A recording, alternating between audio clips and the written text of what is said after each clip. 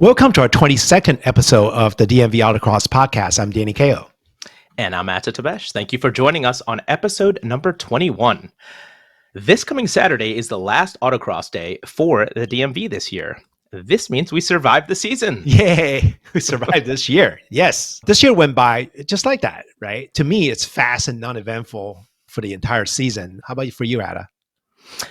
It was a great year, action-packed. I got to watch XA turn into one of the largest classes locally. I got to attend Mercedes for the first time. It was a great year. I had a great time.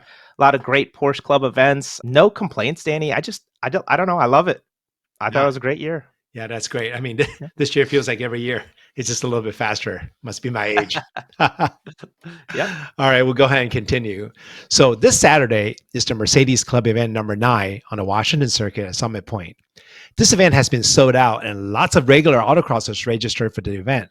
Even my first autocross instructor, Mike Neri, is coming out of retirement in autocross for the first time with his kids. So this will be fun for sure. When I first met him, he wasn't even married and his kids is almost in college. So that kind of tells you how long ago this was. Amazing. Yeah. So at the same time as that event, NCC BMW is holding their event number 6 on the Potomac pad. That event is almost at capacity as well at time of recording. And I even see Greg Poe and Jen Foe registered for both events. Let's see if they can pull that one off, Danny. Yeah. Double registered. Yeah. Love to see it. Yeah. All right. Since this is the last autocross weekend for DMV, the all-important weather forecast for this Saturday is a very important event. So without further ado, let's welcome meteorologist Alan Claffey. No, he's a meteorologist. That's not. You say urologist? Alan's your co-weather specialist. Hi, Danny. Hey, it's Alan at the Weather Terrace here in beautiful downtown Waldorf, Maryland. I'm going to try and not wander around too much here in the backyard of stately Claffey Manor because it's a lot of leaves on the ground here, which means every time I walk, I'm going to be going. Danny's going to have to use his little magic program to edit out all these background sounds. We are doing weather and not state of my backyard, so we can get right to that. I'm going to have to talk slow because there's not much on the schedule this time of year, and my segment's going to be about 30 seconds long if I don't stretch it out a little bit. So anyway, I forgot my glasses. Oops. Saturday, November 2nd, looks like there are 2 clubs running roughly at the same place at roughly about the same time. The Mercedes Club will be on the Washington circuit of Summit Point Motorsports Park. BMW CCA will be at the Potomac pad, also at Summit Point, and it's going to be a pretty decent day for them. It's going to be sunny, a high temperature 62 degrees, a low of a brisk 34. So once we get that morning chill off, it's going to turn into a pretty nice day. And that's it. It's that time of year. We are winding down. My cheat sheet used to be full of stuff. Now it's got 2 events at the same place at the same time. Not looking forward to the winter. On that happy note, I'm going to send it back to Danny and Ada in the studio. See you guys. Thank you, Alan. Saturday, October 19th was the Mercedes Autocross event number 8 on the Washington circuit. The course was tight at the start, and then a series of transitions really challenged all the drivers. Mr. Rick Newman held the early lead for the most part with his fresh Yokohama AO52s until the last heat, before Brian Garfield, running his new Nanking CRS-equipped K-Series motor swap Stalker, walked away with a 1-second win. The top 10 fastest times are Brian Ga, number 2, Rick Nee, new names, hey? Third place, Marcus Pai. 4th is Patrick G. 5th is Danny Ka. 6th is Greg Poe. Dustin Gerd is 7th. Howard Lee's 8th. Jen Foe's 9th. And Josh Bott is 10th. Time out, Danny. Wouldn't 4th be Patrick Ga? No. Patrick G is like Kenny G. Baby. He's so fast. They don't even go to 2 letters. If he just go there, it's just Patrick G. That's like sweet music for my ears. I know. I'm just waiting for somebody to turn into like just the first name would be like Madonna. Yeah. Yeah. Pele. Yeah. Maradona. Yeah. Yeah. Yeah, exactly. Pele. Kobe. Yeah. Or just initials like MJ, Just initial. Oh, I love Yeah, that one. there we go. Sunday, October 20th was the last event for the Chesapeake PCA at Bowie. This might be the last autocross at Bowie for a while, as the stadium is going to reconfigure and repurpose part of the parking lot for a batting cage. Chesapeake PCA is looking into running next season at Ripken Stadium. However, it is not official until the contract is signed. The event, however, was a fun course built by Mark Hubley with a figure eight followed by a fast slalom to the lower lot and then offsets after the bottom turnaround to the finish. Since David Critcher was absent, Mike Tavener took the early lead, and fast Matt Huffman gave it a brilliant try with 5/100ths of a second short. Our last great hope was Norm Flower. One off course and 4 dirty runs only left him with one clean 49-second run. So for the day, everyone had to bow down to Mike Tavener, which makes off season a tough one to endure. Is it really that bad, Danny? In my script, it says, nah, but it really is. No. We love you. But it's the end of the season. You don't have to make it more dramatic, right? Yeah, exactly. So the top 10 times are: first place went to Mike Tavener. Second went to Matt Huffman. Third one went to me. Mayor Schminoff is fourth.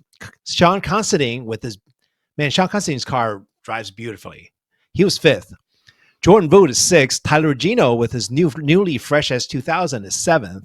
Nice. Steve Mitchell is eighth. Mark McLaughlin is ninth. And Ken Warchak is 10th.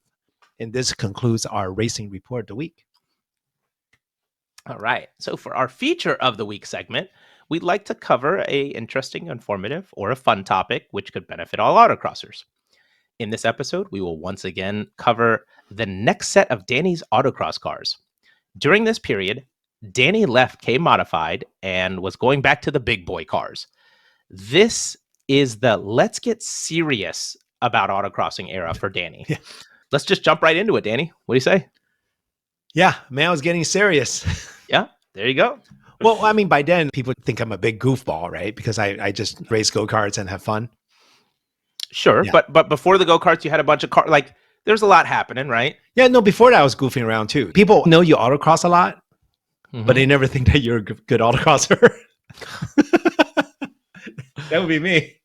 So I think, let me interject. There's perspective to that. Yeah. You're saying it from the perspective of the top of the hill. Okay. Well, I'm just saying, like everything up until the carts and including the carts. If you're fast, if someone's very, very quick and they're at the top of the packs, they're at the top of the raw, sure, they maybe think that way a little bit about everyone, right? Not just you, about everyone. But for those of us who were below you, myself included, all of like the ST. Do you remember ST? And then there was a bunch of cars. Like I had an RSX, and there was a bunch of other guys. AJ was in a little Civic, and Edwin had his black Civic. ST, right? Edwin has his, To everyone like that were not as quick, packs wise or raw or whatever. When we're looking up, it's like looking at the top of the mountain. Like you maybe aren't the very tippy top at the point, right? No, I mean, there are 260 people, right? Yeah. So I was probably around like 100. What about everyone else that's at 200? Well, that's it, right? So the 200 thinks that the 100 is faster, but the 100, there's not 100 people in front of them. Sure, you're in that's just in DC, right? I'm just saying you're in the top third. So like, all I'm saying is that the perspective changes. That's all I was about. No, I think by that time I was probably, I don't know, like 60th and 70th. So you're in the top quarter. Yeah. So, and now you're about to get serious. Yeah. So what happened was I just got too old to continue riding karts, right? So by that time I was 48 years old. Mm-hmm. And then the summertime, man, when it gets 100 degrees and you're wearing a suit underneath the sun with a helmet and all that stuff covered, and then you're getting baked and burned the whole entire time. That sounds awful, it's not very comfortable. Trust me. How many times you burn yourself on the exhaust? Oh, many. So that's why I have to wear a suit, right? You have to wear a suit and glove because the exhaust is around the right-hand side is completely exposed. If you go, let me relax, and then your whole arm gets burned, right?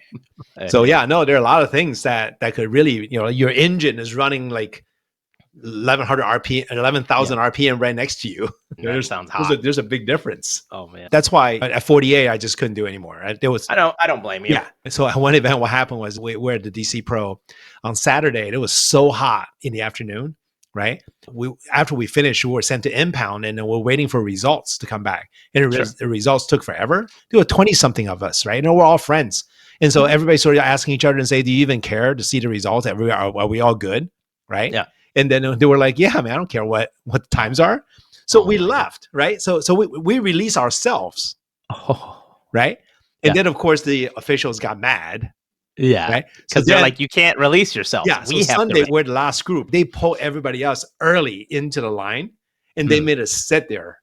I don't know whether if it's a timing issue or whatever. We sat there for 20 minutes. It's not timing issue. No, it's called payback. Under the sun. We got complete payback, right? And then we're sitting over there getting bacon. And then I almost passed out. Yeah. Right. And then after I roll out our cards, I say, "This is not for me anymore. I can't do this." Yeah. Okay. I need something with AC.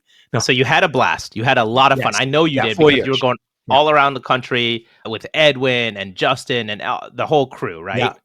So then you're like, all right, karting was great. I had a great time karting. I'm going to go to cars. Right. But you didn't just go to cars. You said, I'm going to go to cars and I'm going to try to do damage. Well, I try to be fast, right? There was a gentleman by the name of Dave Newman, right? Dave Newman used to drive a really, really cool 70s 911. It's a very, very cool. Like it looks like a RSR, one of those kind of cars, right? Okay. So his younger brother is Rick Newman. So it's Rick Newman's older brother, Dave. Okay. Right. Cool. So Dave is a very, very accomplished autocrosser, and he is a Evo school instructor. Right. Okay. So obviously by then he's seen me running for 6-7 years now. Right. And all goofing around. So I went to a Evo school. Right. I was driving around. So he was asking me, like what I want to learn and all that stuff. And I just want to have a good time. Right. Yeah. And then out of nowhere, he started yelling at me. Like flat out yelling at me. Right. So he says that you know how to drive, but you don't know how to autocross. Right. And you screw around way too much. You need to get your shit together. Holy. Yeah. He just said, you need to get your shit together. Otherwise, just leave the school. Right. Get your shit together. Right. Out of nowhere. I mean, like I wasn't joking around with him or anything. It was just like in the middle. He just kind of went at me. Right. Wow. Yeah. So I was like, whoa, where's that from? Right. Okay. And then I sat there and I was like, I've been doing this for 6-7 years. I spent thousands of dollars travel around the country. Right. Sure. And then my best finish at a national event was like, I don't know, like 130th in packs out of 250 or something, and I can't go there every year. I could go there every year and just have a good time. Sure. But I spend way too much money to just go there and have a good time. So older brother Newman kind of grabbed you. Yeah. And he just shook you. No. So he basically was like, verbally. He was like, like if you're going to waste your time, right? Yeah. Why did you bother even come to school? Wow. Right. I mean, which is a new thing for me. Right. Sure. And then that's when I discovered there's a serious side of autocrossing, not just like I'm hoping, I'm wishing or whatever. Yeah. Right. I mean, there's a real side of it. Yeah. No, I get that. Like how like we all think that we're competitive and we try to beat somebody locally, and then you had to one day you're faster than a faster guy, you think you have arrived, right? Mm-hmm. That is not the case. I mean, it's like there's another serious side of this, right? Mm-hmm. That's why but the thing is if people focus the subject wrong, then they become sort of a mean and pushed off and nasty, right? That's not what we're talking about. We're talking about somebody who's actually really know how to drive and execute right. And it sounds like he almost wanted you to experience that as well. Yeah. So he's basically says, well, it's time for you to do that. Right. You put too much time and money into this, not to get some better results. So I want to make this very clear for our listeners. You're not mad at Newman. No, absolutely not. I was like, wow. Okay. And then I was like, I was taken aback. And then I go, then I actually did some self-analysis and say, yeah, man, it's time for me to get a little more serious. Right. Okay. I know how to have a good time now. You got serious, and the first car you got after the carts, so you got out of the carts, you stood up. Yeah. And you got yourself I got myself a 2011 Mazda Speed 3. Oh. right? Hey, that's So, very interesting. but right before that, I actually bought a 91 Civic Si. Is that EF? I think Yeah, that's it's an EF. It's an EF, right? Okay. So Yeah. that 92 is the EG, right? So EF is the 91 is the Yep. last EF. And I bought it. So this car was built by a person of, no, he's pretty famous. His name's Chris Shenefield, right? So Chris Shenefield owns a suspension company called Redshift. Oh, okay. Yeah. I've heard of Redshift yeah. before. So he was a national champion before I started. This was probably about 2011. I think Shenefield won like maybe 2010, 2009 or something like that. Okay. Right. So he's famous with the shocks and stuff like that. So he built this car and he sold it to someone. And this car became available. And I bought it for $3,500. Right. Oh, that's nothing. I bought it for $3,500. But then it was just a red EF, kind of boring. Wait, is this the red EF that I'm thinking of? Yeah. Did you It's sell Mugen. it to? You sold that to AJ? It's Mugen, right? That's Mugen. Okay. So that car is called the Mugen. And the reason it's called the Mugen is because I'm Danny Cow. Oh God, that's why. Oh no. It's not because Mugen, right? No, Mugen, right? That's you know what that word means in Japanese? I don't know what it means. It means unlimited. Okay, that makes sense. Yeah, that means no end. Like it's not exactly pronounced moo, but it sounds like moo. It's woo, right? So that means no, nothing doesn't exist. And no right? means it. Then the word again is limit.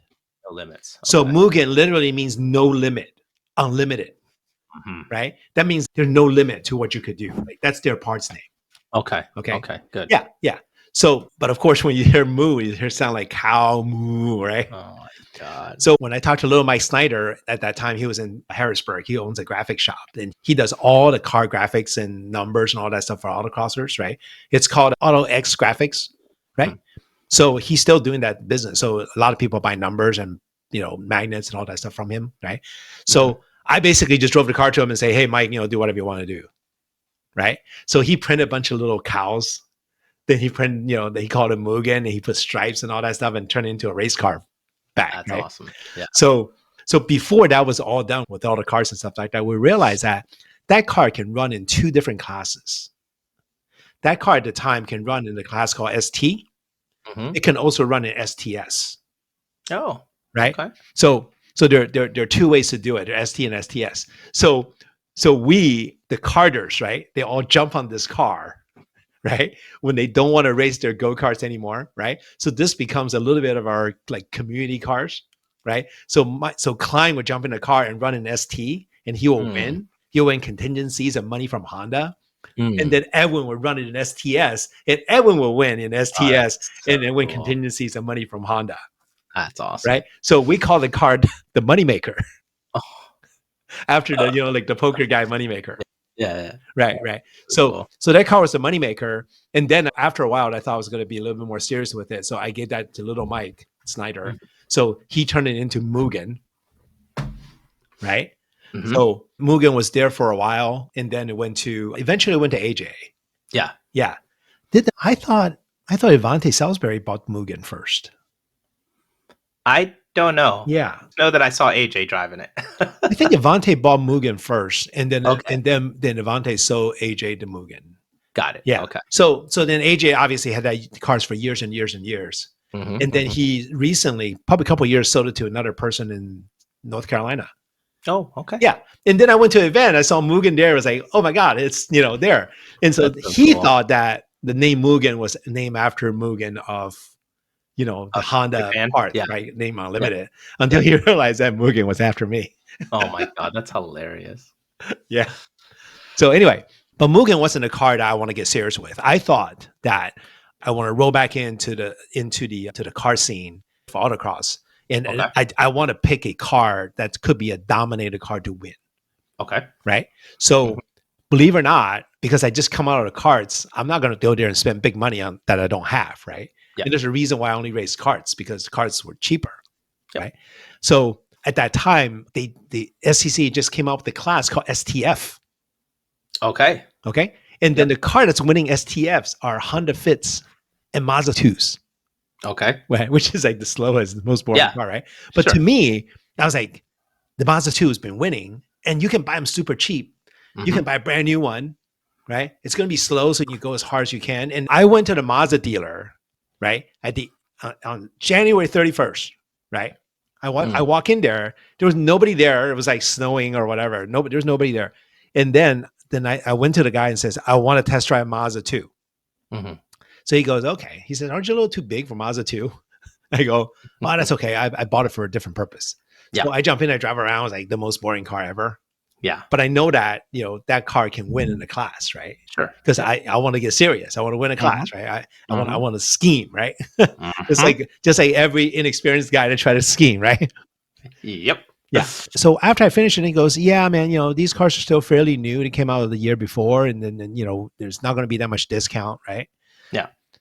So I go, okay, well, I'll think about it, right? Because the bottom line is I wasn't enjoying it when I was Right. driving it. But at the same time, I knew that car was probably a favorite to win that STF class. So I didn't mind getting one.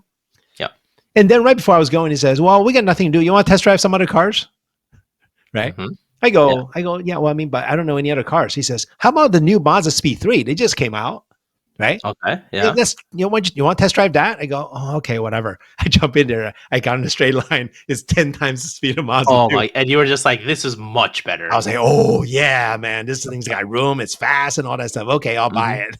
Oh, And that's plus, so I funny. thought that there was a front differential, right? Except Uh-huh. that once I got the car, Yeah. I immediately put Hoosiers on them, Oh. right? And then Yeah. James Newman, who no relation to the other two Newman brothers, I mean, Okay. he was transitioning to start autocrossing with us. And he said, "Oh, Danny, we should co-drive together or whatever." I say, "Yeah, go ahead, let's do it." So I bought Hoosiers.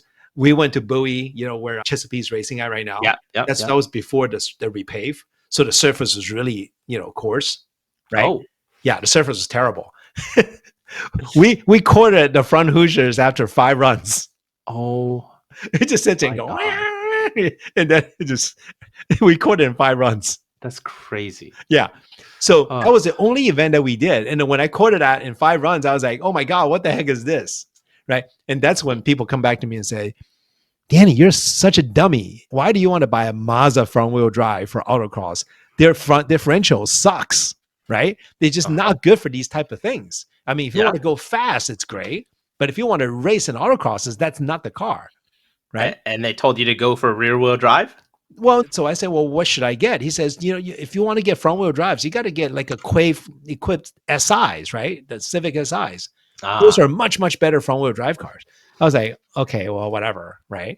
And I started talking to Sam Strano, and so he drove it, a couple of times. He says, oh man, this thing's no good, right? Yeah. So they were trying to talk me into buying a Corvette. Okay. Right? Yeah.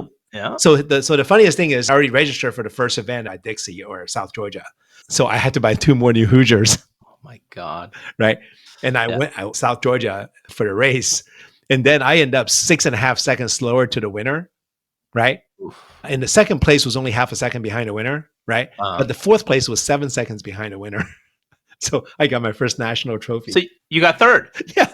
Oh man. It was 7 people and they gave out trophies for the top 3. And then I got my first national trophy with that car. So I bought a brand new car. I courted a couple Hoosiers within 5 runs.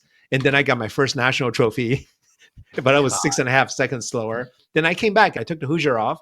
I put the tires right back on. I drove straight into CarMax, right? Yeah. They gave me exactly the money that I bought it for. That's ridiculous. I know. So that was the story of my Mazda Speed 3. So they gave you that money, and then you turned that money into I bought a 2002 Corvette Z06. So you did. You got the Corvette. You went rear wheel drive. I bought a red Corvette Z06. I had that car for 1.5 years. Nice. Right? Very nice. I finished last at every event that I entered. I finished last at every event. Doesn't matter what event. I finished last. Okay. Last every event. Right. That year. What class did you have that set up for? I ran in at that time it was a super stock. Okay, not AS. No. You gotta remember all the cars in Super Street now that exist in 911, all that stuff. None of those cars were running in that class. All those cars are banned from the stock class. Ah, right. Okay. So the stock class, the fastest car was a C5 Z06. Nice. Okay. Yeah. Then later on, when the C6 come out, then they started running C6 Grand Sport in Super Stock. And Uh-huh. Z06 is actually in in SSP. That they're not even in Super Wow. Stock. Yeah.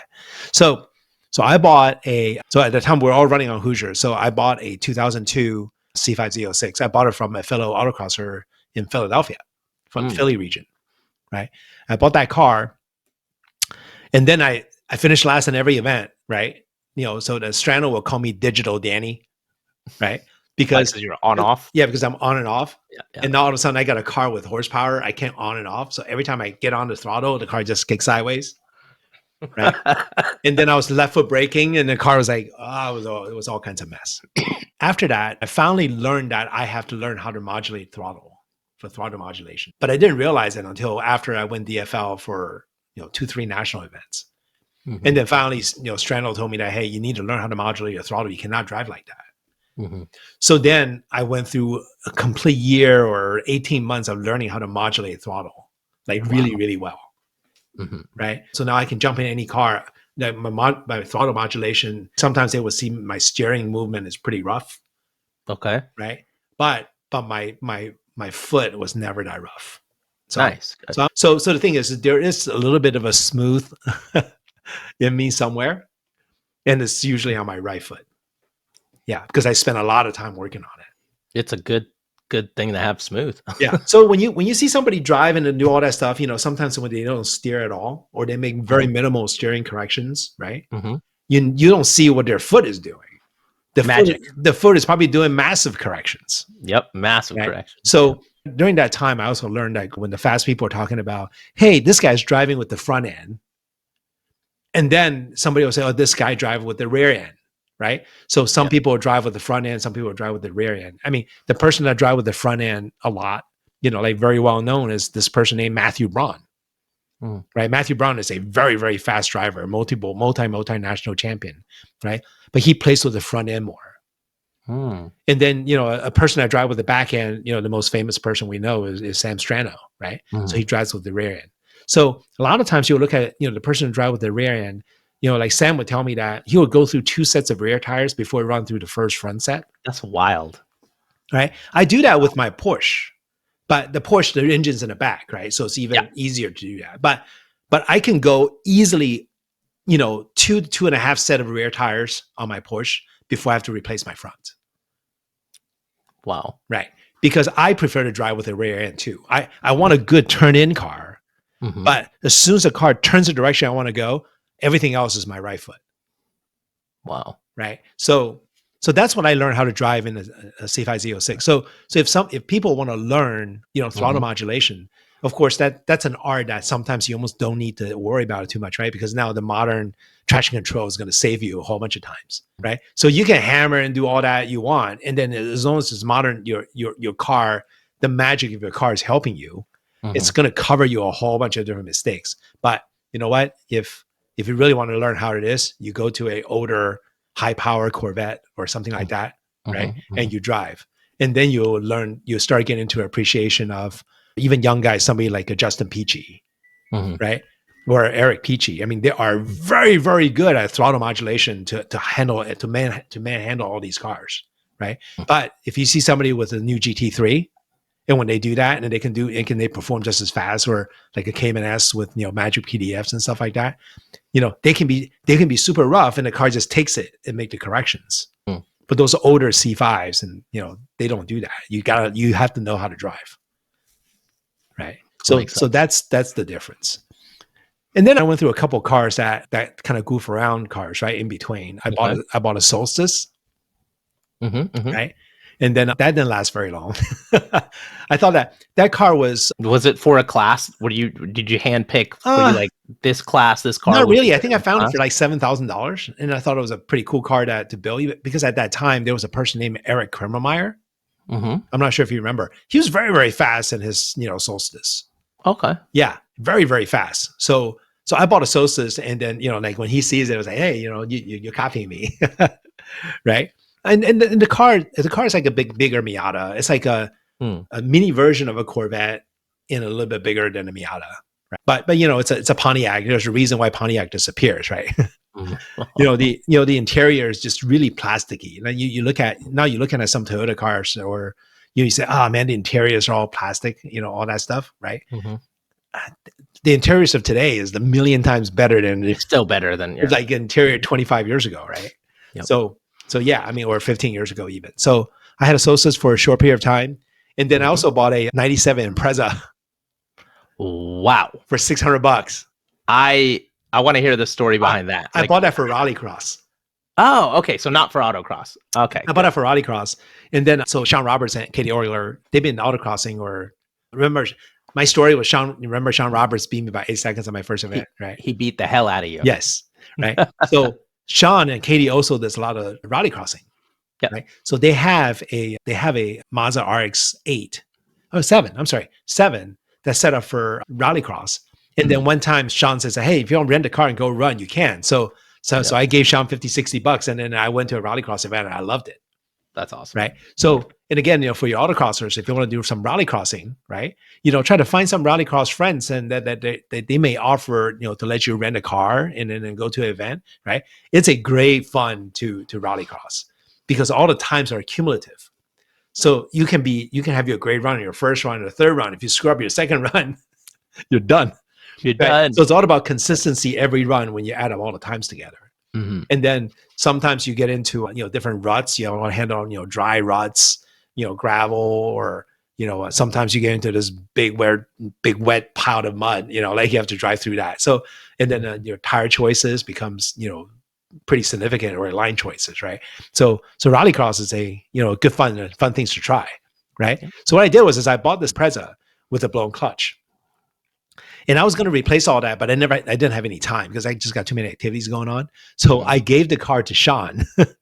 Nice. I say, Sean, here's a clutch, here's the car. If you can get it running, it's yours. Just let me drive every once in a while. So he got it fixed within like couple hours, I think. Right. Of course. Right. And then Katie started calling that car Dirty Snow. Right. And then, so I actually did quite a few rallycross events in Dirty Snow. Okay. Yeah. Good. Yeah. It was a great car. So much fun. Yeah.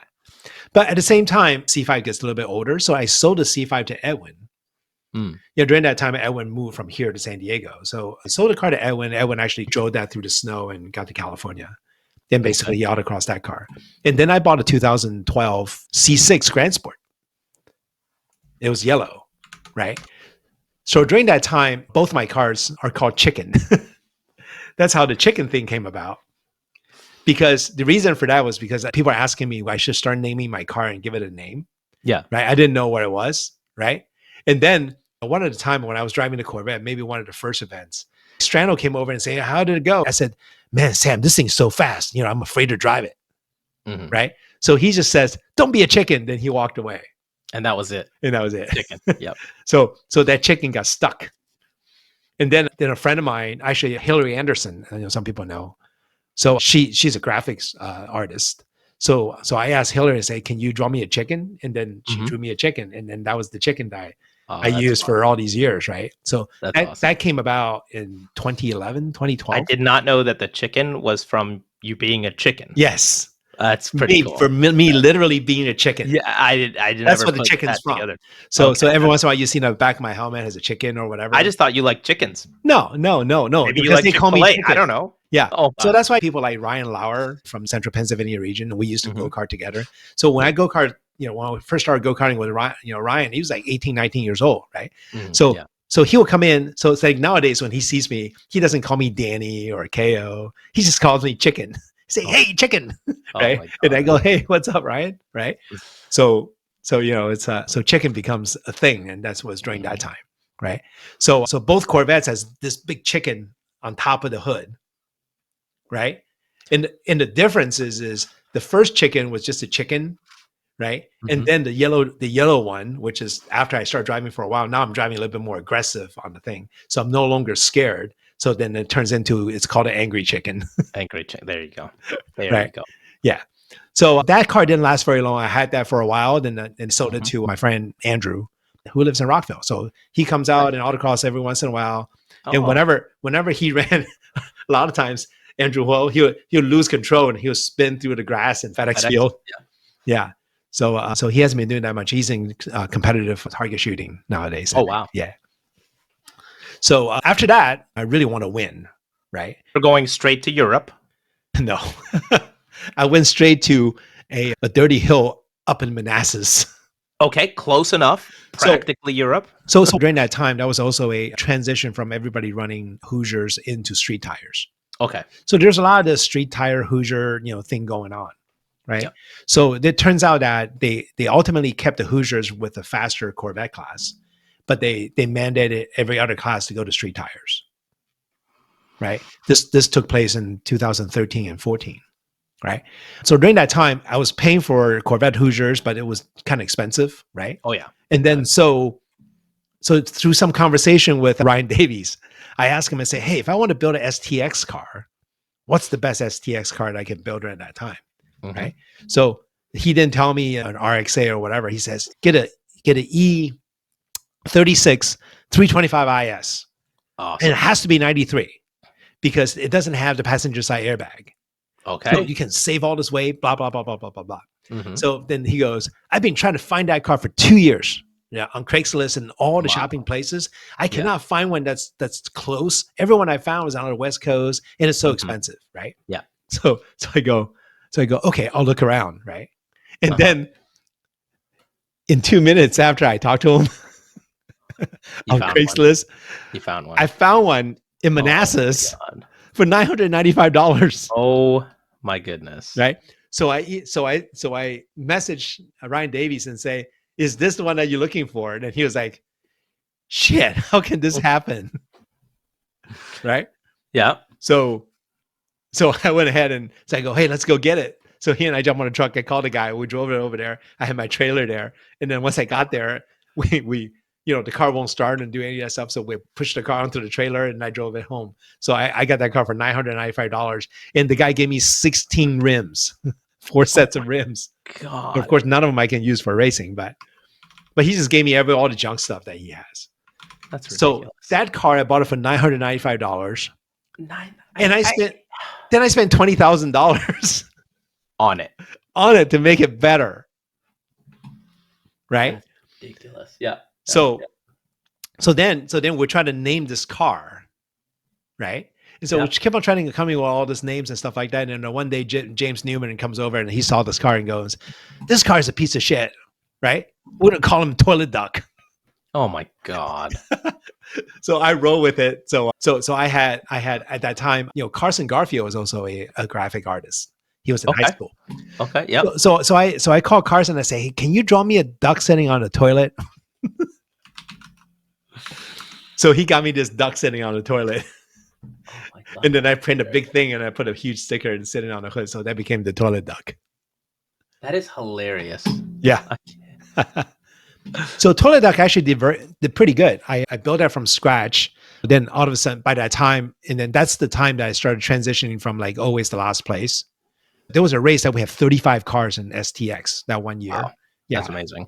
And then, so I drove Toilet Duck. I think I finished 5th. I think the first was Down Slevin, Strano, Garfield. Then I think it's me. I think I was either 4th or 5th. That's an STX, right? It's an STX. That's awesome. Yeah. What a competitive class. Yeah. So that was the end of 2013. And then I got into this mind and say, okay, here, I want to do better in STX. That seems like the class. And the people that are winning STX at that time is the brand new Scion FRS. Okay. Right. So in 2014, right before the end, I bought the fastest. I bought the STX car that won nationals. Nice. So you got an FRS. I bought an FRS from Andrew Pallotta. Perfect. Right. And then that's the one I got it. I gave that to Little Mike again, Little Mike Snyder. And what he did is he took the Ferrari Challenge car. They used to run in the Ferrari series, right, in Europe. Yep. And he basically took the entire design and applied it to the FRS. Wow. Right. So that's when my friends started coming around. Instead of calling Ferrari, they called it Fasari. and then somebody says, no, it's a FR sorry. FR sorry. Yeah. Yeah. So that car became the thing, right? And then that car actually ruined me completely. Why? because I took that car and I modified it and even made it better. Right. Okay. So my car at that time, it only, picture a fully built STX car, right? Mm-hmm. My FRS only weighed 2,500 pounds and 2,515. Wow. That is super, super, super, super light in an FRS. It is. Because every little loophole that you can use to lose weight on, I did it. Wow. I didn't care about the money. I just did it. Right. You just did it. Right. So that car has a lot of power and super light. What color was that? Was that red? It was red. Yeah. I think I remember that car. Yeah. No. It's a. Did it have like Italian stripes on it? Yes.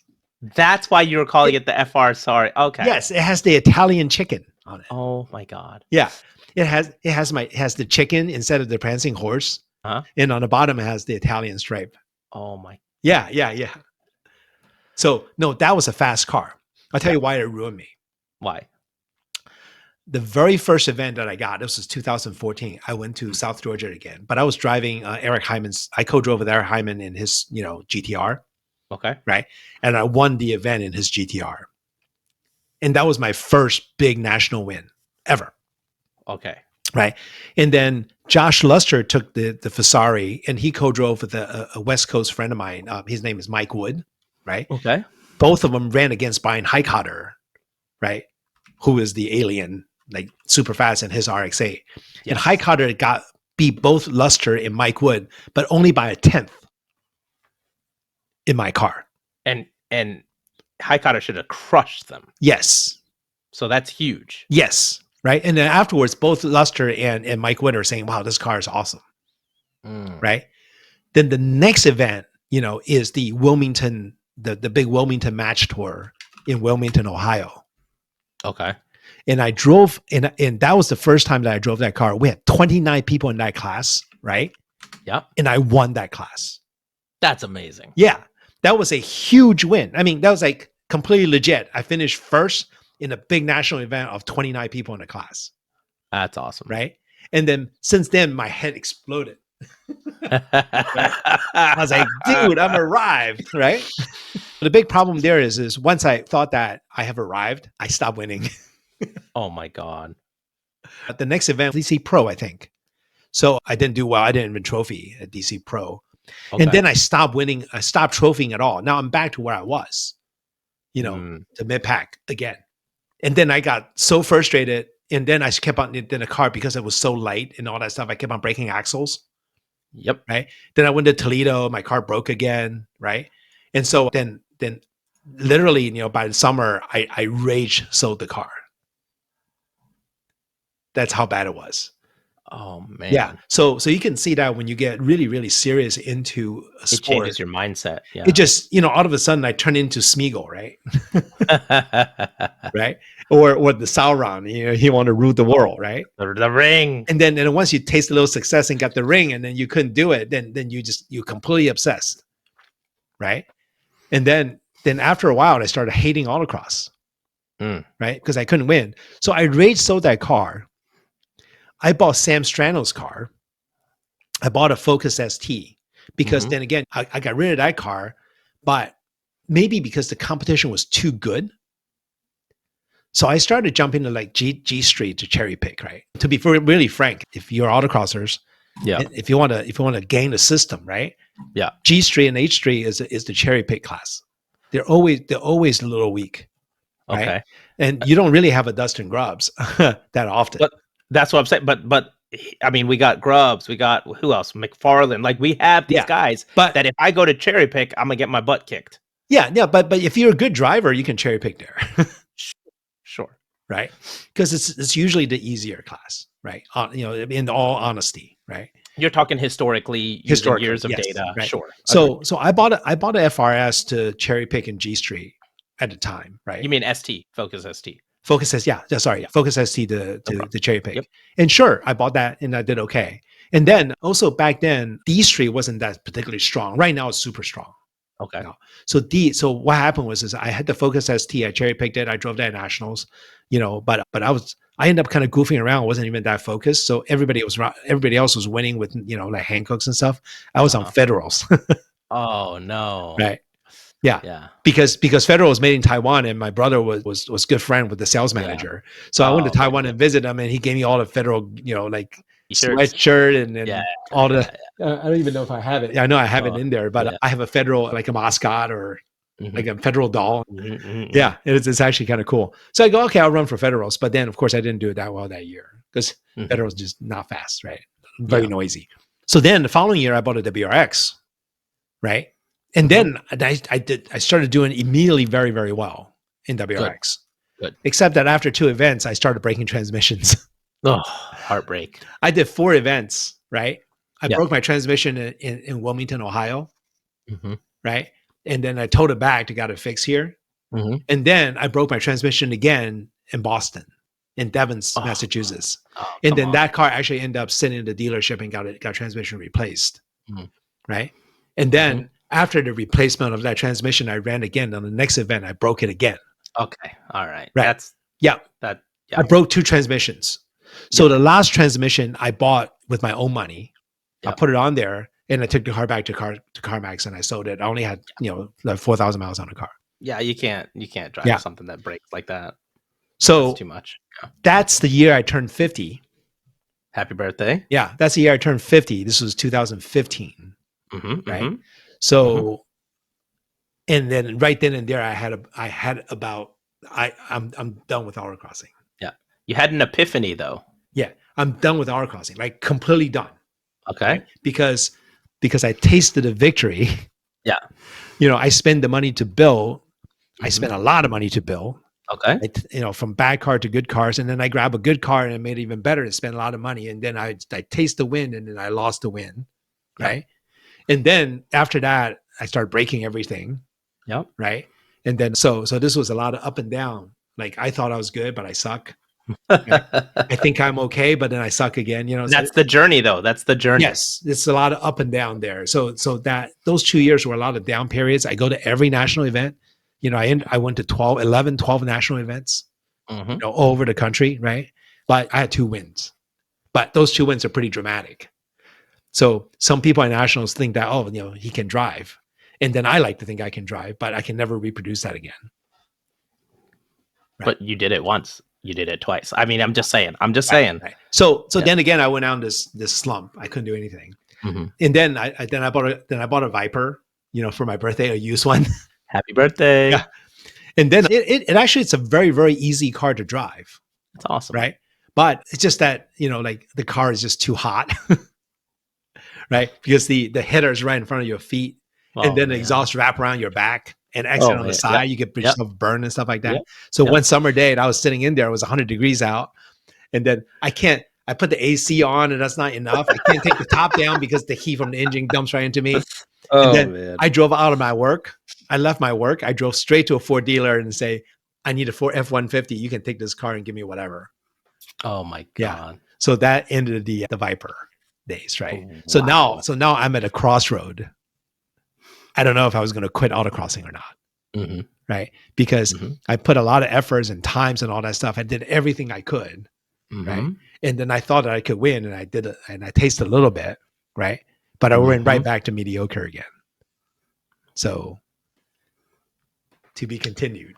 So, okay. Before you say to be continued, you just said you did everything. You tasted victory, right? You tasted defeat. Right. You bounced back. You were wondering, you were wavering, right? Like, do I do this? Do I stay? Do I go? What do I do? The one thing I haven't heard is you talk about the answer. And I think everyone that's listening knows what the answer is, right? Yes.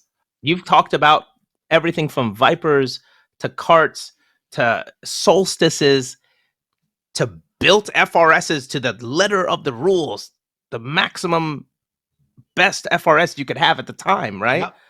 You even talked about like unicorn BMWs, right? Yep. Mazda speeds, Civics, but you haven't talked about the answer, Danny. Well, to be continued.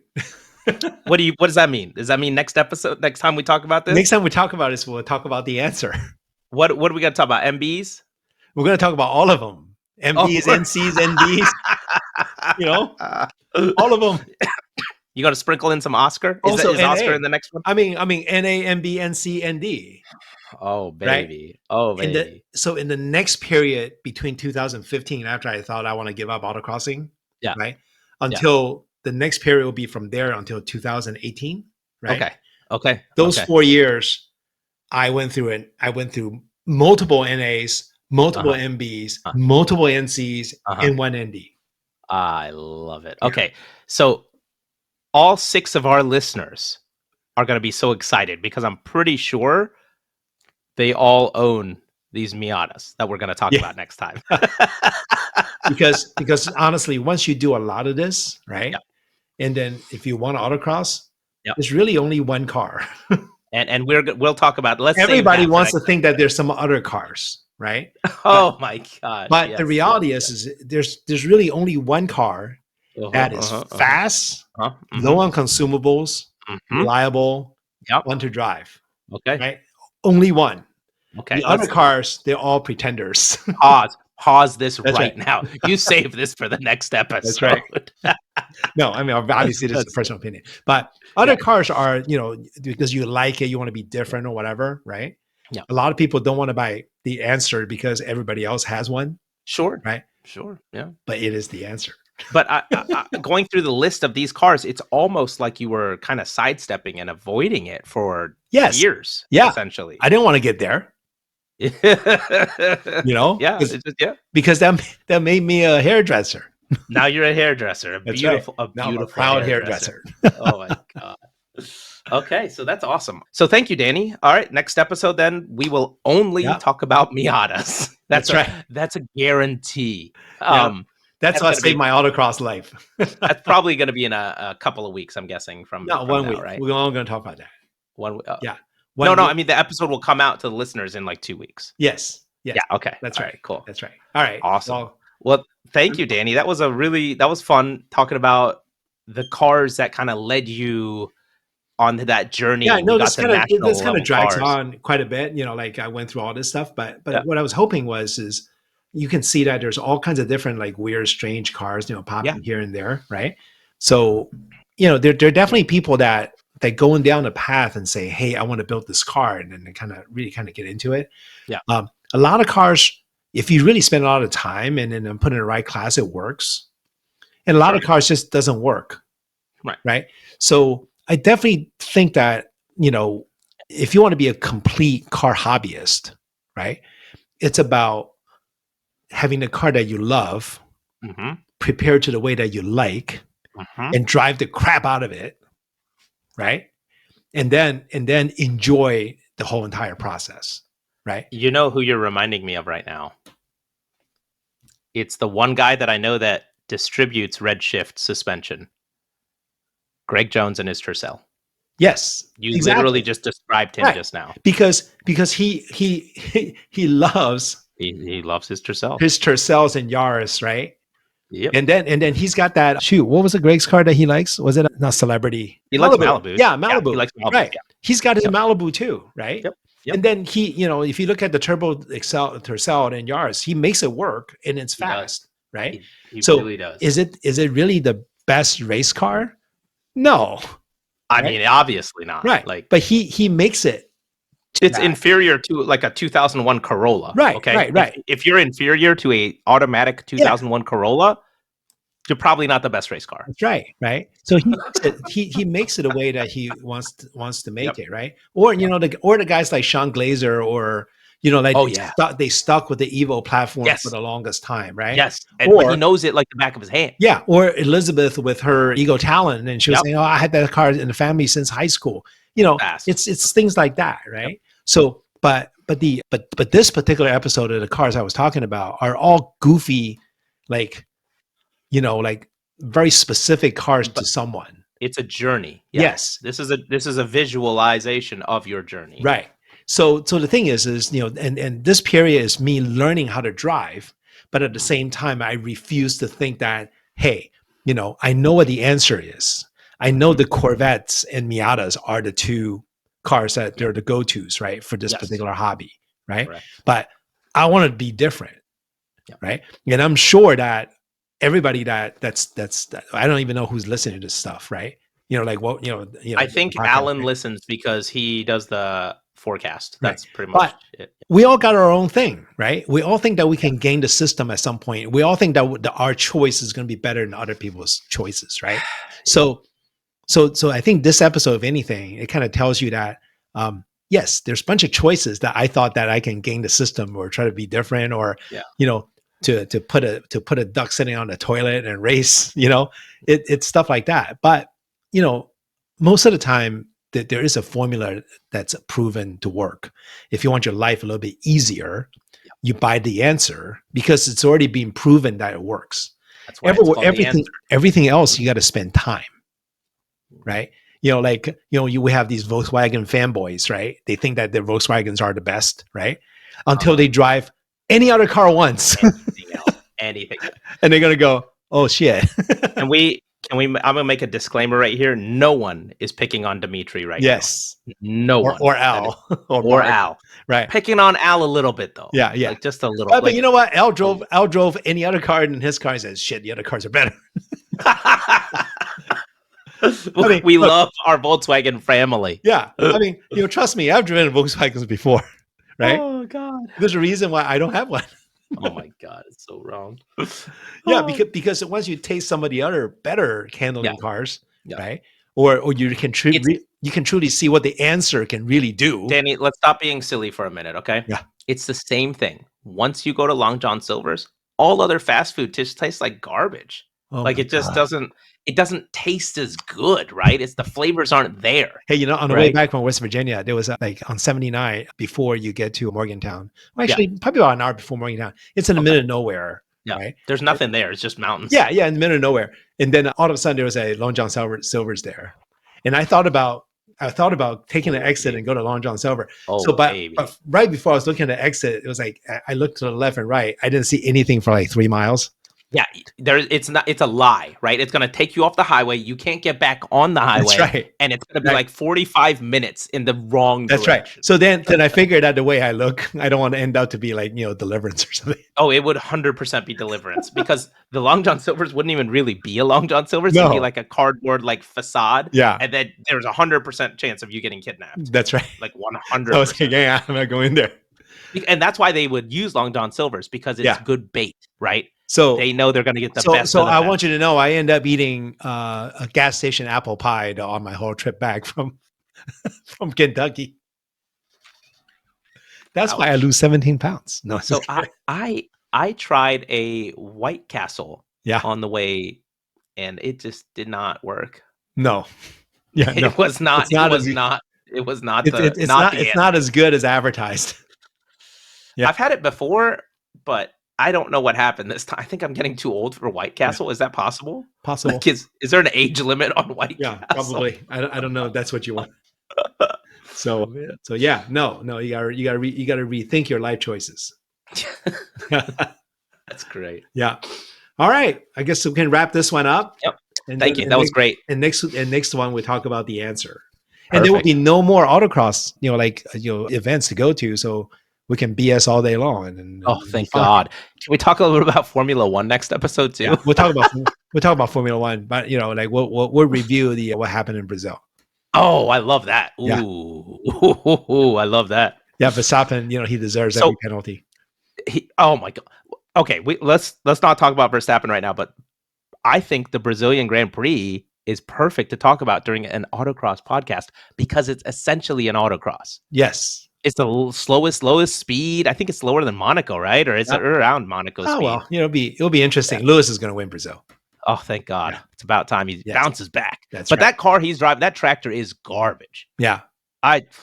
Yeah, but Lewis always wins Brazil, so he always wins Brazil. That's going to happen. And he's an honorary Brazilian citizen, so he is an honorary Brazilian. Yeah. And as you said that, Max just pushed Lando off one more time. It's the middle of the night. That's right. Max just pushed him off again. And Lando continued trying to pass on the outside. On the outside. Not the outside of the turn. We're talking about the outside of the outside. He is 45 feet out of the track limit trying to pass him. He's trying to pass him, while Max is in DC, he's trying to pass him in Baltimore. He's on the wrong beltway. That's right. That's right. Yeah. Oh man, that was great though. That was So, so good. yeah. So anyway, I guess heard we can Max wrap got this up. We can wrap Yeah, this I'm up. sorry. But I want to say that go Commanders. Oh yeah, let's go. Let's go. Yeah. Okay. I'm a Ravens fan, Danny. You know this, Yeah. right? I'm not a Steelers fan. This is my brother's old basketball team. Sure. It's so good. It Basketball. looks so good though. Basketball. Yeah. Right. And this right was here. not on purpose, everyone. Like for reals. Like Yeah. Danny and I both turned on our cameras and we both started laughing because we're like, nice. Yeah. obviously. Steelers versus Ravens. The one time we're not wearing car shirts at the Steelers and Yeah. Ravens. Yeah. But me and a bunch of my Ravens friends are cheering for the Commanders because we do want to see them do well. We feel so bad, like all these. It's not a years of Daniel Snyder team anymore. So I know good. that's why. It's a good team we're now. like It's Magic Johnson's team, man. Yeah, well, hey, if we see the Commanders in the Super Bowl, good for them. Yeah. You know, I want to beat them, but I And the want them games to are do fun. well. Yeah, and Yeah. anyone beating up on the Cowboys right now makes me feel good. I know. so. Yes. Yeah. Oh, That's the number one priority. Yeah. seriously is. No, that Hail All right. Mary was pretty awesome. It was a play of the year. Yeah. You can't beat that this year. Yeah, you can't. for It's so sure. Sick. All right. We'll move on to the next segment. All right, thank you. This concludes our podcast episode. Everybody is excused except for the novices. Our novice meeting begins now. All right, so for today's novice meeting, we are going to be talking about my car seems like it's the reason why I can't get faster. Mm-hmm. What should I do? So, Buy another car? Disclaimer.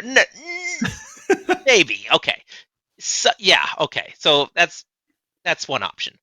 For the purposes of this podcast, can we not just buy another car, Danny? Mr. Buy Another Car? Well, if you blame your car, you got to buy another car. Well, there's other factors. Maybe there's some mods. Maybe there's some tires. Like, okay. So the problem. Okay. Let's back up. I feel weird asking this question because to me, I cannot check this box off. My car is great. I love my car. Yeah. I am the problem in Right. my situation. But let's pretend. Let's like put on our pretend hats, right? I'm wearing my. This is a Formula One race team. Just so you know, it's one of the fastest. It's in the top 10 fastest race teams on the grid right now. Only 10 teams. Shut up, Danny. Someone might have not known. So, in Haas's case, you know, my car seems like it's the reason why I can't get faster, right? Their car seems like it's the reason they're not winning races right now. Their drivers aren't bad, right? Like K-Mag, you know. Is it because they lost all the Russian oil money? Dude, all that Earl Collie oil money gone. Famous. But like let's talk about it for a second. So like I'm an autocrosser. I'm a new autocrosser, or maybe I've been doing it for a year now. I've done a few events. I'm flying, but my car doesn't do what you told me it should do on the podcast. You said to backside that cone. You said to look ahead. You said to use my hands, or you said to speed my mind up, right? I'm thinking ahead. I'm thinking faster. So I know what's coming. I'm setting myself up for success, and my turd understeers. All right? Or it, Right. I don't know. I'm just using understeer as an example. It doesn't rotate, right? It's dead on the inside. It's soulless. Do I just throw money at this thing, Danny? Like, what is really like the plan here? Well, I mean, there are a couple different things, right? Like but I think you're asking the wrong guy because my first car was a Miata and it was slow. I lost by 8 seconds, so I went out and bought an Evo. It was immediately faster. I'm no longer slower than Sean Roberts. Oh my god! Speaking of your Evo, Pollock and Jen Fox came over to the house and they saw these big old end plates and they were like, "What are those?" And I said, "These are the end plates from Danny's Evo." And they looked at me and said, "When did Danny buy an Evo?" Oh, jeez. And I was like, "Oh, just waiting for the podcast coming up." It was great. Actually, the podcast was already out. They weren't listening. Oh my god, they probably fast forward after they heard their names. They just turned it off. That's right. Like, well, no, we also do excuse the novices at some point, and they probably thought that we were actually like forcing them to turn it off. That's probably correct. Yeah. All right. So here's the thing. How should I say this? I mean, this can be multiple different situations, right? I mean, let's say if we have somebody that goes out and buy a Chevy Lumina. Okay, fair. Yep. All right. favorite car, like they love it, or Chevy Impala, right? Uh-huh. Because they really love animals. But they're not winning. They're slow, right? Doesn't matter if they're new or old. You want to blame the car? Yeah, you continue to Yeah. blame the car Yeah. because you're asking a car to do the things that the car wasn't designed for, right? And then there are quite a few cars that it is designed for this. So if you happen to have like an ND, or if you have a GRD6, or an FRS, or a Supra, or a 911 GT3, right? Yep. It's not the car's fault. Fair. That's But fair. Yeah. yeah, but then if you have a super capable car like like my GRD6, right, Mhm. or Alan's ND, Mhm. if you're not doing well, you really don't have any way to blame, but here. Right? What if you're on the tires that the car comes with? I've heard those tires are not the move. You're the Right? one that bought those tires, man. So I'm I'm just saying sorry. there's a few mods you can do. That's right. You That's know. right. So the thing is instead of blaming the car, right? And then the culture of autocrossing is something goes wrong, it's the car's problem. I don't have the Always, of tire. course. My tires are corded or whatever. Who cares? I mean, you're the one that bring all that stuff, right? I mean, now I'm the 60-year-old grumpy guy telling you that what's the real, the real Yeah. thing. You're Talking not about 60. You're not your 60. tires not up to par, right? Why, right? Just Yeah. bring the tires, or amid defeat right from the start. So talking about you don't have enough tires or whatever is That's just fair. such childish thing, right? I mean, honestly, right? I'm sorry, I'm probably turned off like 100 people now, but I'm just telling you the truth, You right? turned off people when you said you were 60. You're not even 60 yet. Like, Yeah, but I'm telling you the truth. The thing is, yes, sometimes the car is the reason, yeah, right? sure. And then the reason, but the only reason that the car is a reason is because you made it that way. Mhm. You decided that you want to run this car. You decided you want to run this tire. You decided you want to run this. You don't have to run this tire. You don't have to run this car. So the choice is always the driver, Fair. right? It's not about, because you as a complete driver, you can handle the car itself. You're modifying the car itself. You're responsible for the car. You're responsible for yourself. So all the performance issues ultimately at the end is on you, Yep, that's fair. right? That's that's a good way to look at it. It's Yes, a true way to look at it. You made these choices, right? that's right. That's right. So maybe it's time to make some different choices, right, Yeah, Daniel? exactly. And Exactly. what's one example of a different choice? Okay, so example of different choices is, let's say, for example, I am Marcus Pine consistently beat me by 1.5 seconds, right? Oh, nice. That's one of the choices. Buy a Ferrari, but I know that I'm going in there, I'm going to lose him by a bunch of time because my car is just not the Yeah. same as what he's running, right? Yeah. So what can I do? I can either jump classes and then don't deal with Marcus Pine. Avoid. Yeah, just avoid, because if your car is not up to par in this particular class, maybe you should switch your car to another Yeah. class so that's up to par, Yeah. right?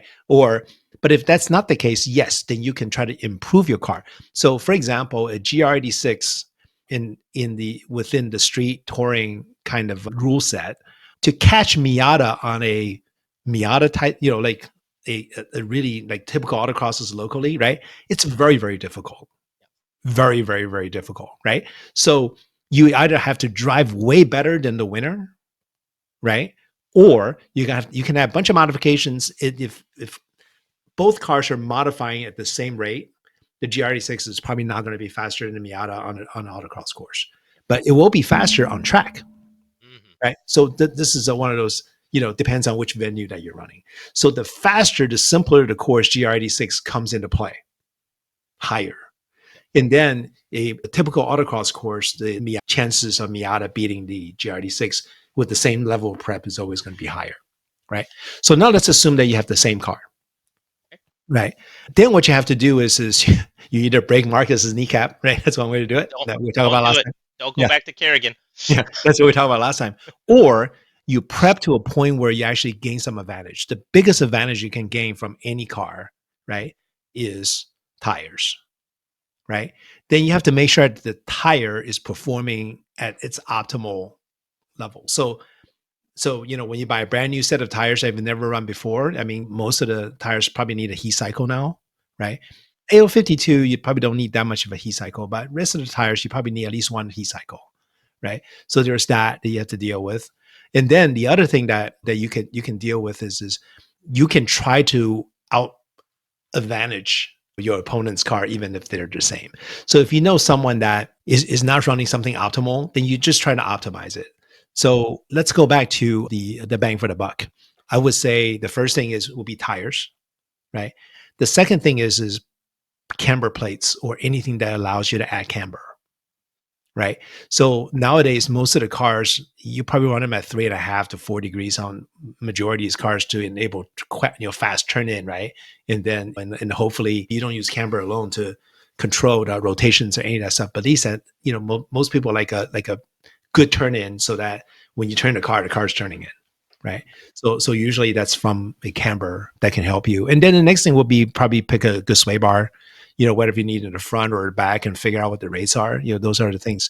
So when the car seems like the reason that's not fast enough, it's either the car itself compared with another car that's just not up to par to begin with, or you're not making your adjustments. You don't have the better tires. And then the car setup could be wrong. Your alignment could change, or you can do simple modifications like sway bars and stuff like that. Or you can spend a little bit more money by getting suspensions, different shocks, different spring rates if your rule allows, right? And then after all that, you can consider power. Power is obviously not that, it plays into it's a consideration, but that's not the first consideration. That's probably the third or fourth consideration, your power. And then a lot of people disagree with it, but lighter is faster, right? Sure. Yeah. So you can think about weight loss. You can think about dropping your 60-pound stock seats. We can go after 25 pounds or 20 pounds or whatever the rule set is, the racing seats, right? And you can dump your 60-pound battery for a 10-pound battery, or you can dump in your 35-pound stock exhaust to a 15-pound aftermarket exhaust. Things like that, right? So those can make some differences. But if we go back to the car seems like the reason why you can't get any faster, right? You forget about, number one thing we need to establish is you're the one that made that decision, right? So only you can make that decision that's different. I have a question, Danny. Mhm. The question that we're asking, right? It seems my car seems like it's the reason why I can't get faster. I think there's one question you can ask yourself that will kind of, if it's a yes, lead you down one path. If it's a no, it leads you down another path. Did I prep it to the proper extent for the class I'm competing in? And Right. if the answer to that is yes, maybe you need a different car, right? If the Yes. answer to that is no, Yeah. maybe you need to prep the car. Yeah. It seems like it's a pretty straight Yeah. Yeah. decision It tree, is. It is. right? Yeah. Yeah. And both, if you couldn't figure out why it is, talk to someone that has a lot of experience and they can tell you right away, which course of action that you should go, right? But since this is a novice meeting, right? The car is never the reason why you can't go any There it is. faster. There it is. It's Right? never the reason, because there's always going to be someone there. They're either going to be part of the staff, they're either going to be seasoned autocrosser. There is someone there that's going to jump in your car and crush whatever time. Exactly. Rush it. Right? Not beat it, rush it. That's This right. is novice meeting. We're talking to novices. We're not talking to, weirdos like Carwin. We're talking about true novices. There is someone at that event, and you might not know who they are. They can jump in your car and absolutely lay waste to whatever run you just did. So I think the biggest take home here, if the car is truly the reason, you can do something about it. But 99.9% of the time, the car is not the reason why you can't go It's just not faster. the reason. Because you can always go faster. Correct. Right? I mean, guys like Marcus Pine can go faster. Right? Or I'm sure if you ask Tom O'Gorman or Sam Strano, can you go faster? They're going to list 100 different things that they have to do to himself and the way to how they attack the course to go faster. But So they can go faster. Exactly. yes. So never use your equipment as an excuse to say, hey, I couldn't do any better. You This can was a trick always question. do better. Exactly. This whole segment was a trick question. The That's answer is no. Stop it. Yeah. That's right. That's right. All right, that's great. That's great. Yeah. So we're gonna leave it to that. Yep. And then that wraps up our 22nd episode of the DMV Autocross podcast. And thank you for spending the last, I don't know how long time this is now. But and again, we hope you find this informative and fun. And don't get mad at me. No, this is probably a 15-minute episode. It's probably a really short one. No big deal. And don't forget to join us for the next very short episode. And until then, keep those tires on the track and keep that wing in the back. That's right. I'm going to upgrade to a Ferrari from a Haas. Yeah, you better change some wings in a Ferrari. Good luck. And they're going to leave me out there for like 300 laps is what they're going to do. Never That's box right. me. That's right. Like, what are you guys doing over there? All right, we'll see you next time. All right, see ya. All right, so for our Ask Uncle Danny, we have a controversial topic. All right, we're breaking down boundaries. We're pushing the envelope of podcasting in the DMV area about autocross. Yeah, this is a serious one. So I think that I came up with this one because of you and I, but I think it goes. You mean, are you describing us as what, like gorgeous? I'm describing us as minorities. What? Yep. And we're going to talk about being a minority in autocross. And it's not what you think it's going to be. There's going to be some stories and some positives and maybe some negatives. And I have one story later I want to share. But before we get into it, I do want to say that we are absolutely lucky to live where we live. And almost all of my experiences have been beyond positive. So yes, let's have a quick talk, Danny. I think the DMV is a big bubble.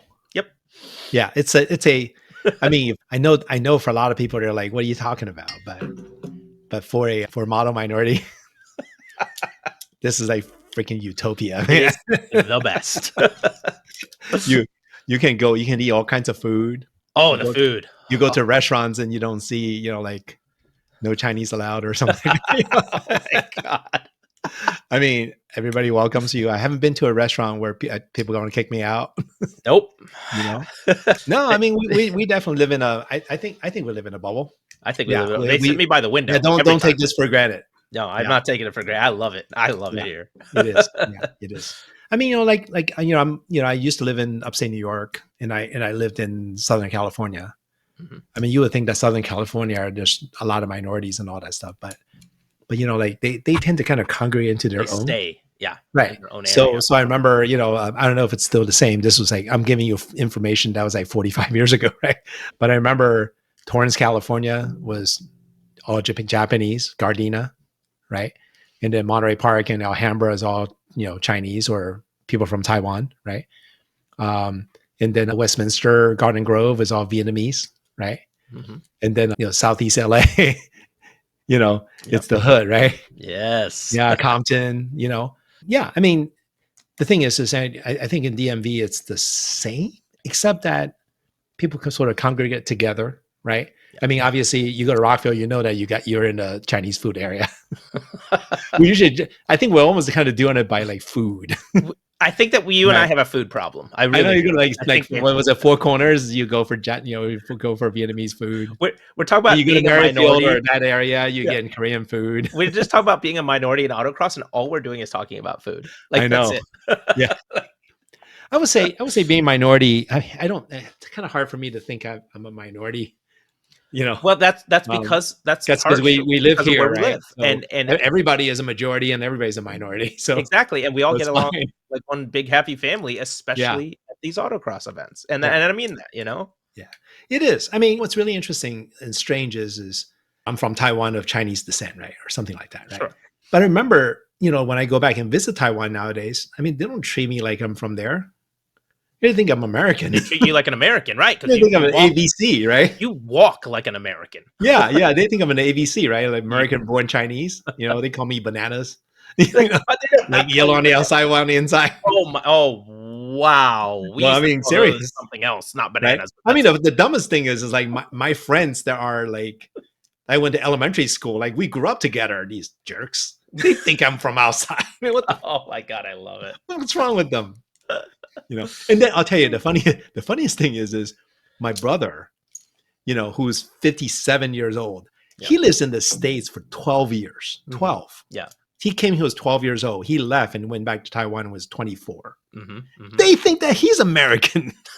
It's like, what He had a lived couple here for 45 years, He had a which is hamburger. exactly how long I've been here. Oh my god. Right? Yeah. And then he was only in Taiwan for 12 years. Oh my god. I mean, I'm sorry, he was only in States for In the 12 years. US, yeah. And they think that he's American. He's American as it gets. What's wrong?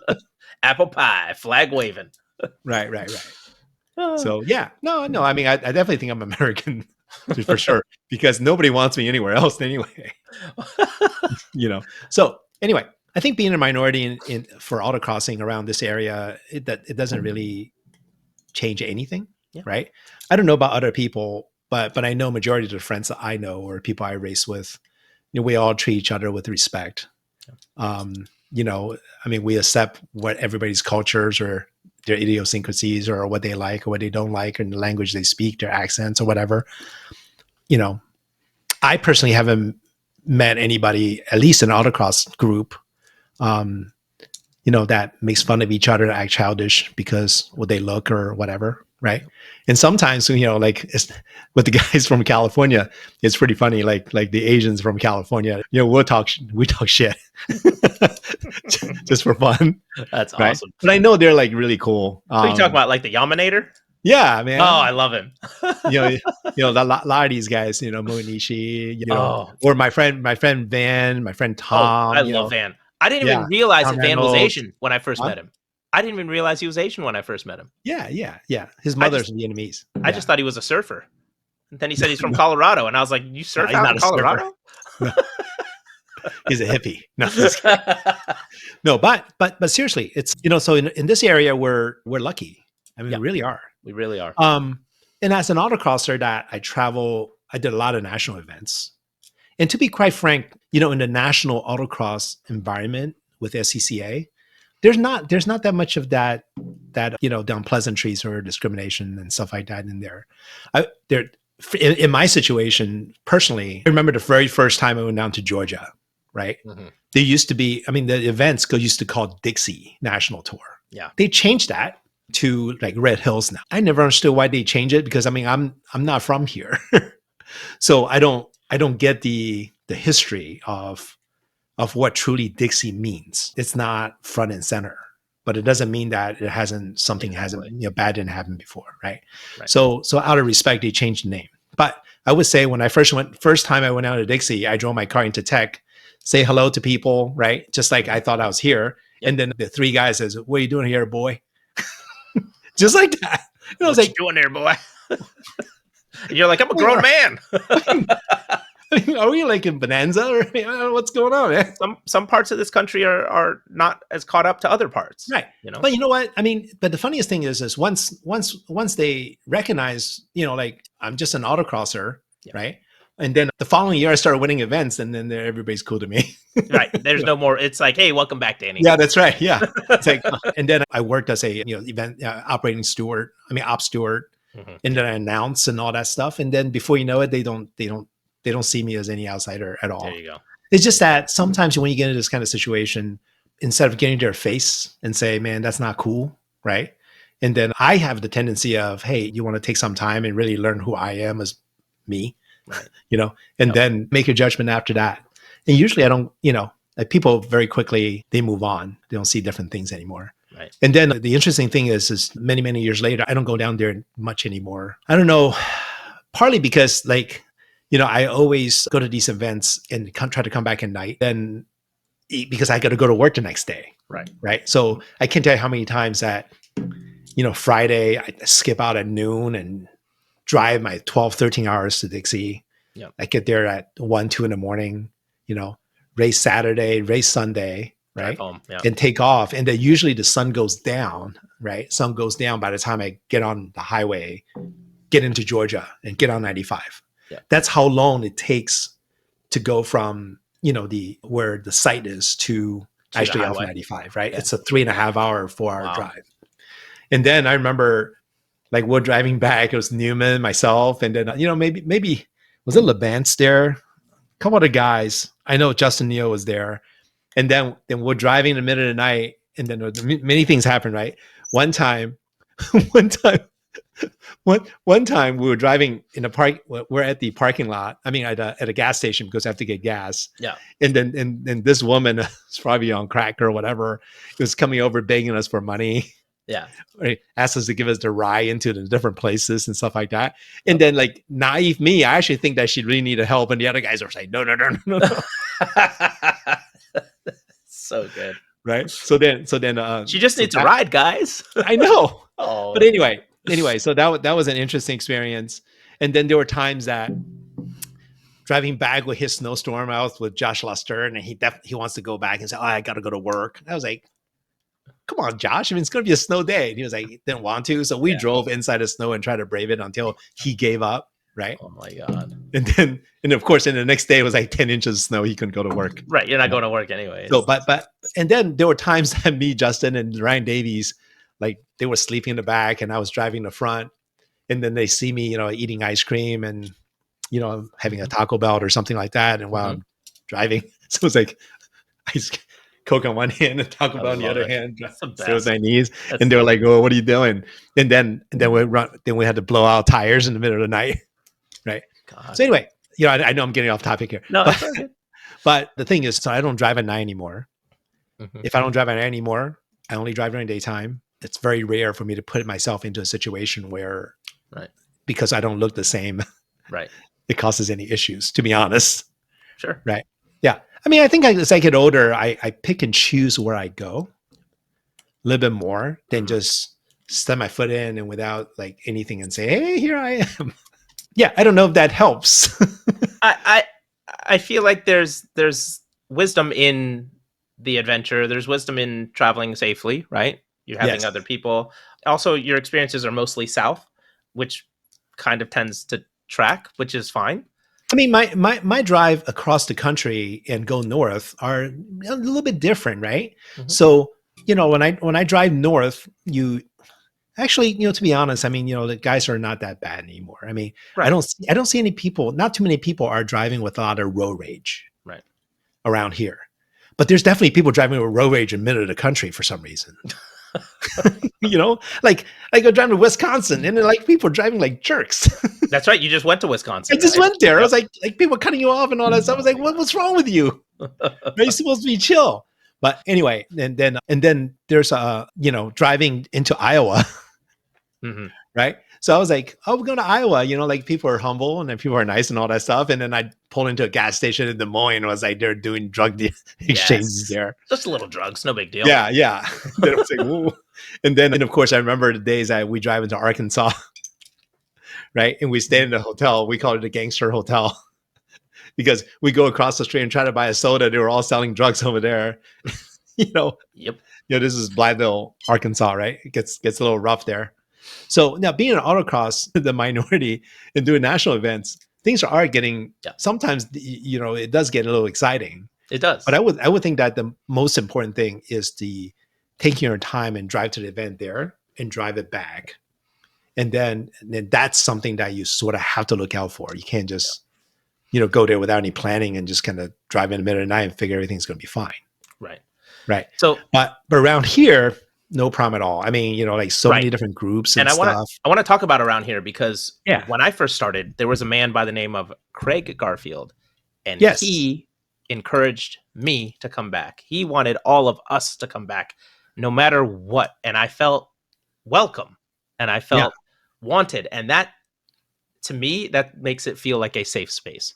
So when Craig, I mean, Craig's like a dad to me, right? When Craig smiled at you and he was like, see you next time. You were like, yes, I will be back because you said, see you next time. And that means something to me, right? Like it's nice. And of all my initial autocross experience, because once you do it for a while, people just see you as you, right? Like they see me as the guy that's trying to ruin the driver's meeting, right? Like it's like, that's right. They see you as Uncle Danny, who's just fast as hell. And he's still getting faster. The older he gets, it makes no sense. It makes no sense.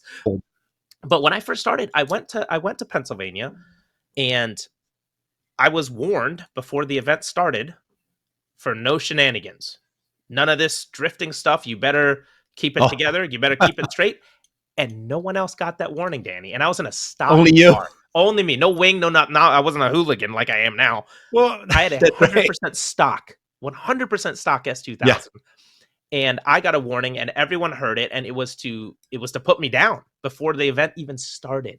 Right. And a couple other people heard it and came to me, and they're like, "Hey, man, I don't know what that was about, but go out there and show him what's up with your driving, right?" Yeah. And it was my buddy Noel Leslie. He came Right. over to me and he gave me a hug, like a Noel hug, and he Right. was like, "Don't worry about that. Like, just go out there and drive." And I did. Yeah. And it was just, it's nice to see the locals that are here in the DMV got your back even when you're not at home. Yeah. You know what I mean? Oh yeah, And for sure. and I can't point my finger and say, "Hey, this guy didn't like me because of how I looked," but it sure felt that way, right? Because no one else got this public warning about, about what? Like, I was like, I don't even know where I am. Yeah. I mean, honestly, around here, that it's almost like a non-topic. Right. Yeah. There's really nothing. I mean, Right. but when you go travel to go different places, you just never know. I mean, Craig made us a safe space that I took for granted. Yeah. You know what I mean? There's safe spaces around here. I mean, I think every group they're treating people with a lot of respect. Of course, around. Right. Yeah, and then I personally haven't witnessed any of these type of issues. So good. It doesn't matter who or what you look like, right? It doesn't matter. Right. I mean, we all should be treated as equals, or we're all individuals. Just because I look like this doesn't mean that I am any different than anybody, right? Right. So yeah, I would say, maybe it's just a sign of times, right? People getting a little bit more aggressive at times, and when you go to different places, right? Yeah. So I would say, just if you get out of this area, just be cognizant on what's around you. Just exercise common sense. Yep. Once you get to the event, it will be fine. Yes. Right? Because once you get to an event, then you see everybody that sees you or whatever. Most people, when they see you, they just see you as an autocrosser.